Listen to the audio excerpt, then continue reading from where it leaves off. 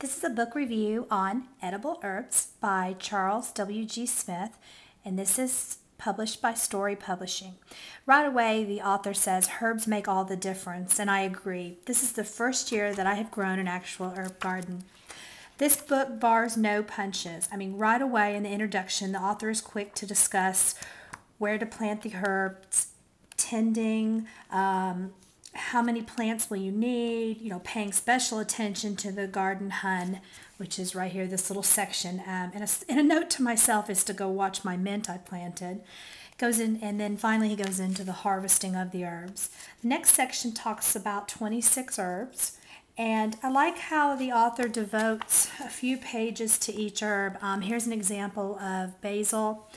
And then he goes into, the soil, the light, the planting type, some information about the herb, and then also a little planting guide here to making sure that you have enough. I like the detail that he goes into, especially on, the planting and the quantity needed. And most importantly, this little section here, he goes into the recipes, and I think this is great. It's called Beyond Tomatoes, making herbal pesto, some really basic, easy recipes here, and then you'll see 2 additional on this page, and then it goes into the next herb, which this one's bay laurel.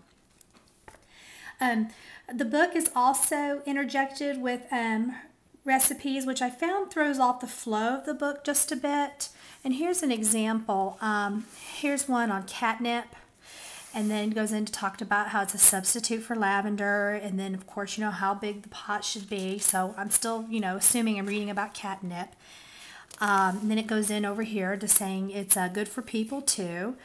And then he goes right into making herbal jellies and jams. And even though the page is a different color, I was thinking, well, do you do this with catnip? So a lot of this is just my, because it's my first year really growing this kind of garden, but of course there's not catnip in this. So this threw me off just a little bit, and then it goes into chives. So this was really the only negative I had about the book, but the book also concludes at the end with this really neat chart, Herbs at a Glance, and makes a good reference for planting your garden. So I give this book 4 out of 5 stars. And I will use it. I plan on using it as a reference for my herb garden.